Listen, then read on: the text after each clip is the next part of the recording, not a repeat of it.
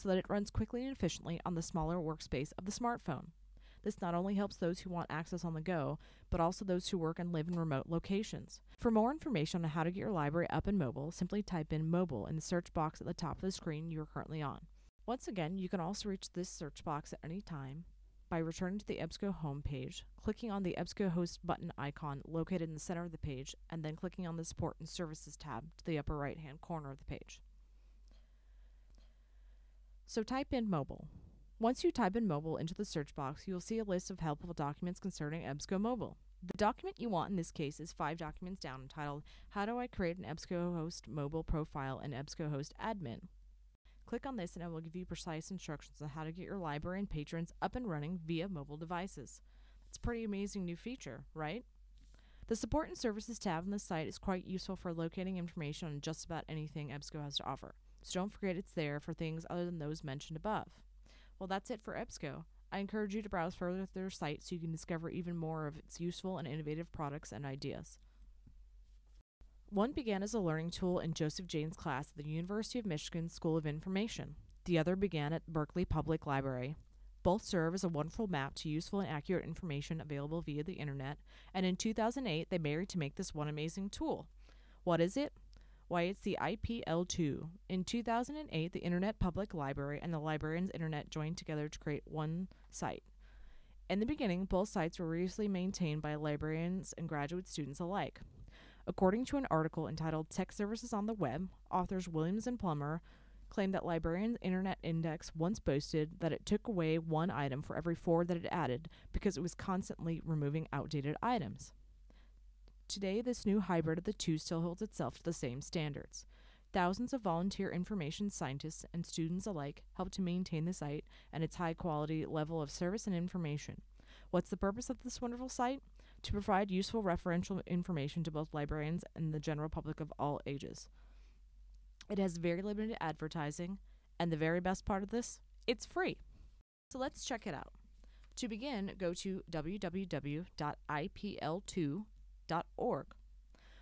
What's one of the first things you notice when you walk into a library? A handful of helpful librarian or staff to guide you on your journey to enlightenment. What's one of the first things you notice about IPL2?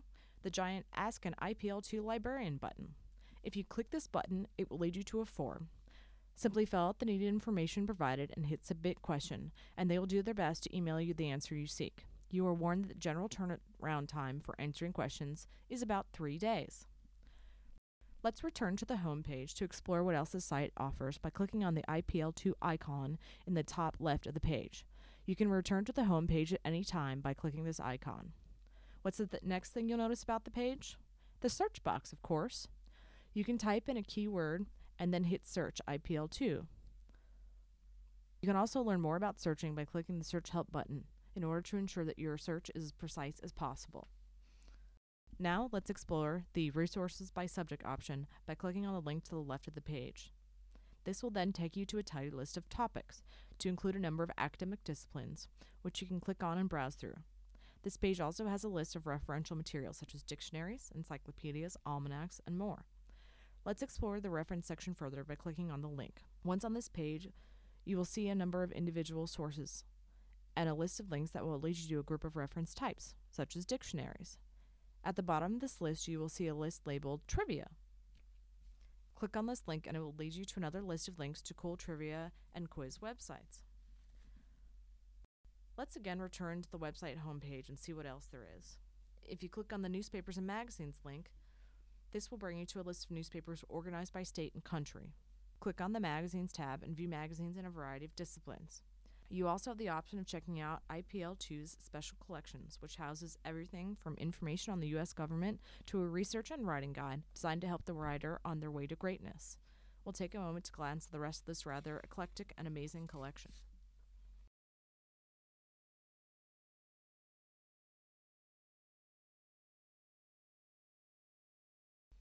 Lastly, let's explore the Kids and Teens section of the home page. Both offer a number of links to referential and other materials appropriate for each demographic. This website, the fruit of innovative students, librarians, and information scientists alike, is an absolute blessing for reference librarians and the public. It is something everybody can use and enjoy. The next website that we will look at is Purdue OWL. Purdue had the very first OWL. It was created by Dr. Harris and Dr. Taylor in 1994. OWL stands for Online Writing Lab. A quote from the Purdue OWL fact sheet is as follows. The OWL has grown into a popular website, receiving over 31 million hits from over 125 countries in 2005 to 2006. To get to the Purdue OWL website, type in owl.english.purdue.edu/sitemap/. Purdue OWL is the online website sponsored by Purdue University, and it is free to visitors of the site. As you can see on the site before you, it is an extensive site that is designed to improve the writing skills of the Purdue community, and it gives great assistance and opportunity for doing so. Though mainly for use by Purdue students, staff, and faculty, this university website is well respected in the global academic community. Faculty and students from many universities rely on the site for their bibliographic and writing skill needs. Reference librarians can find much that is useful on this site. When students come in with grammatical questions, writing questions, or bibliographic questions, this site will assist them with most of their needs. Please notice the following areas where help can be found on this site.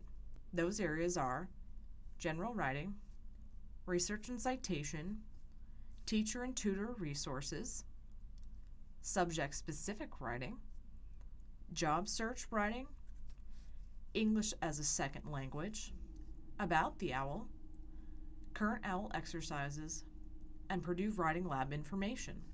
This program is vast. Any of these could potentially be used by reference librarians. For the purpose of time, we will focus on research and citation help. Under Research and Citation, you will find the guides for bibliographic formats of APA, MLA, and the Chicago Manual of Style. Students of all ages are required to use these formats of citation. It behooves the reference librarian to have a trusted resource that has been recently updated to go to when needed. First, we will look at the APA, American Psychological Association, format. This format is mostly used by the social sciences to cite their references properly. Not only is the general format of the APA citation covered by this guide, but it also provides a basic instruction on how to provide in-text citations and how to make a reference list for the end of the paper. Click on Reference List, Basic Rules. These are quick guides for students and faculty to use that give basic instruction of the general formats. Not every example or possible material is given in these guides. This is a great help and start to what can be a formidable project to some. Click on Sitemap at the top right-hand side of the page. Scroll down to Research and Citation. You'll be able to see the MLA style in bold. This is the next bibliographic format that we will look at. Click on the MLA style. After clicking on this, you will see two main choices to choose from. We will be looking at MLA Formatting and Style Guide. Please click on this link. MLA stands for Modern Language Association. As with APA, Purdue OWL explains how to format in-text citations in MLA format.